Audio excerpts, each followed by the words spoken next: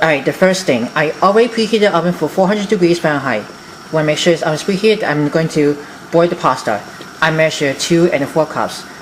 I put it on high, that I just salt the water. When it comes to a rapid boil, we throw it into the pasta. This is what it looks like for farfalle, but it just shapes like bow tie. Once the water's going to boil, I just turn it on high. Like I said first, I just salt the water. We got that, let's pour it in.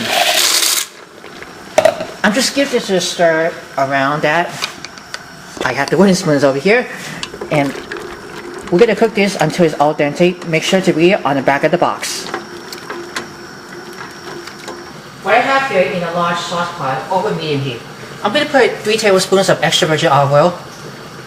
And you're going to put it right into it. Be careful, it's really hot. You don't want to burn yourself. Alright, let's melt in the butter. That's about 2 tablespoons.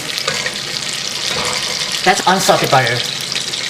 When the butter's melted, let's drop in for 8 cloves of pressed or minced garlic. Let's do it right here. I just want to, you can brown the garlic or you can also saute that. It's going to be nice and fragrant to it. I'm going to move that around. Oh, of course, I'm going to put in yellow onion. That's about 1 medium. You can also use red or white, whatever you prefer. The onions, man, I just want to saute the garlic and the onions. Just be nice and golden brown on to that one into the oil and the butter. I don't want to get raw onions everywhere. Alright, now you're going to add 8-ounce container of white or brown butter mushrooms.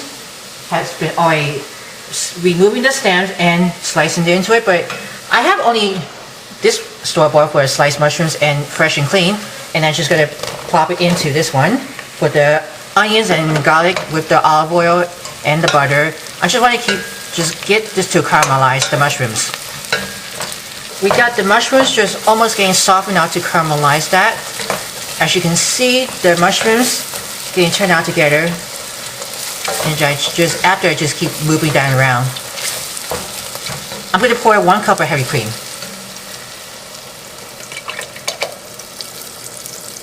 And then just going to give this a stir, that with the garlic, the onions, and the mushrooms. You can go ahead to transfer it on high heat, if you can. I'm going to melt 8-ounce packages of Philadelphia original cream cheese. And I measure about 1 cup, and I just have lots of cream cheese going to be on the pound. I'm going to plop it right into it. I'm going to melt the cream cheese into the cream and the onions and mushrooms and garlic. Alright, just melt the cream cheese into the cream. It'll be still hot in here. After on high, I just transfer it on low heat. I'm going to sprinkle 2 tablespoons of garlic powder and 1 tablespoon of onion powder. And then you're just going to keep going. Now this is how I look for the very thick and creamy sauce. With the mushrooms, onions, garlic, heavy cream, and cream cheese. Alright, now you can go ahead and add 15-ounce can that I just drained sweet whole kernel corns that I'm going to use it for. Here it is, sweet whole kernel corns. Let's pop it into it. I'm using 3/4 cups of baby sweet peas. And then you just want to keep stirring around all the way with the corns and peas. Just give it nice and coat. I just transferred back in on high heat, and then I'm going to fill in boneless, skinless chicken breast that I just already cut into chunk size. It depends how much chicken do you want to put it for. It is completely up to you. Now I just plug the chicken right into that. I'm using for 1 pound, or you can use more or less. And I'm just going to fold it into the chicken. Then I'm just folding the chicken to give it nice and tender. Oh yeah, I almost forgot something. 3/4 teaspoons of kosher salt and ground black pepper according to taste.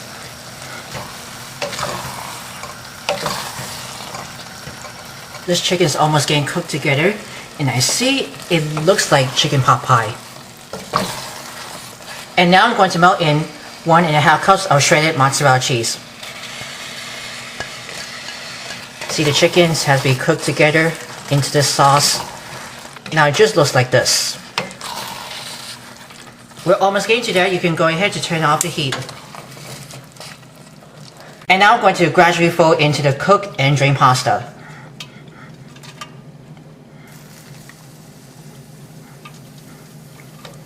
And then just get it folded in.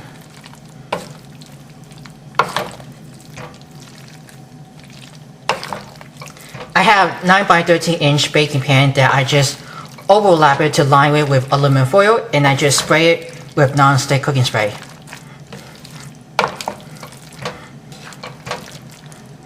Alright, let's just put it into the prepare pan with the pasta and the chicken. Oh, the pot's so heavy. Oh dear, I'm gonna fall by the chicken. Whew, that was one. I'm just gonna spread it around in the edge.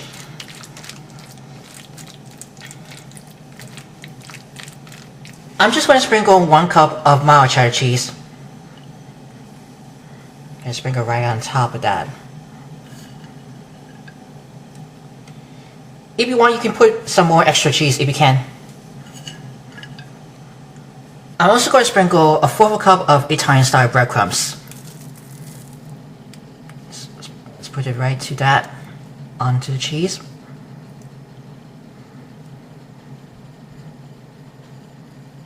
And finally, I'm going to sprinkle 3 tablespoons of grated Parmesan cheese.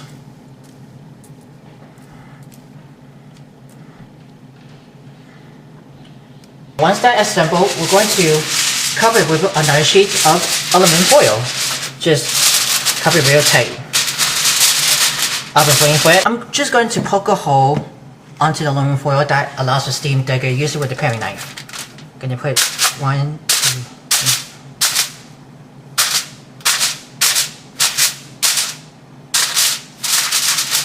3. Alright, that goes into the oven to bake it for 30 minutes.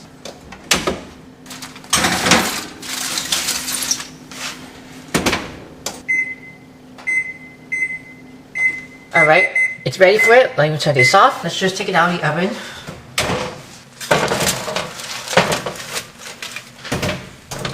I'm going to peel off with the aluminum foil from the top. See how it looks like it's... Ooh, it's got to be steams in here. And look at that, how it looks like. This is a much beautifully creamy chicken farfalle casserole. You see the breadcrumbs is nice and almost in crisp.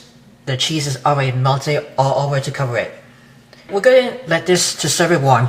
I wish I can smell the chicken with the cheese on it and the garlic and the onions on it with inside with the farfalle.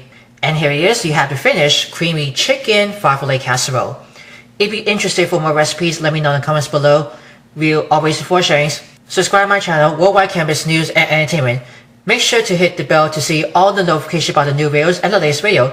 And don't forget to give it a big thumbs up for everyone. As always, thank you much for watching.